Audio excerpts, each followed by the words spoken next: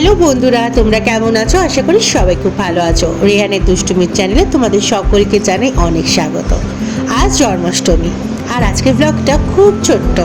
আজকে সকাল সকাল আমার গপু সোনাকে সুন্দর করে সাজিয়ে পুজো দিয়ে নিয়েছি। এইবার যাব মায়ের বাড়িতে।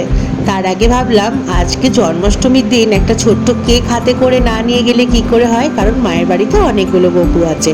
তাই জন্য সোজা চলে আসলাম কেকের দোকানে।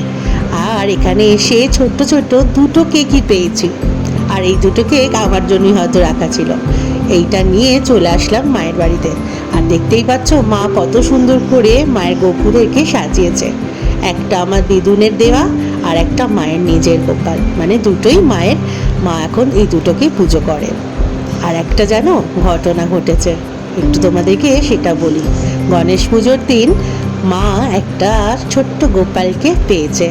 আমার পাশের বাড়ির এক ঠাম্মা মাকে এসে তার বাড়ির ছোট্ট গোপালকে হাতে তুলে দিয়ে গেছে, বলেছে আমি সেবা করতে পারছি না, তুমি করো। এটা কিন্তু সত্যিকারের পরম পাওয়া, তাই না বন্ধুরা? আর দেখতেই পাচ্ছ মা নিজের হাতে কত কিছু বানিয়েছে মায়ের ছোট্ট গোপালদের জন্য। আর প্রতি বছরই আমাদের বাড়িতে জন্মাষ্টমী পুজো ঠিক এইভাবেই হয়। আর আমিও এসে এখানে গপুদেরকে কেকটা দিয়ে তারপরে মায়ের কাছে খাওয়া দাওয়া করলাম, কারণ আমিও সকাল থেকে উপোস ছিলাম।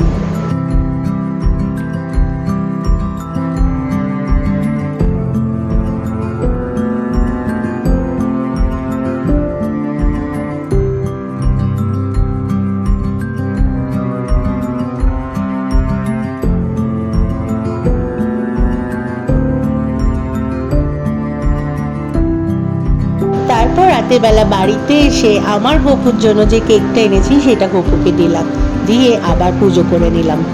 আজকের মতো ভিডিওটা এই পর্যন্তই। গোপাল তোমাদের সবাইকে ভালো রাখুক, তোমরা সবাই সুস্থ থেকো, ভালো থেকো।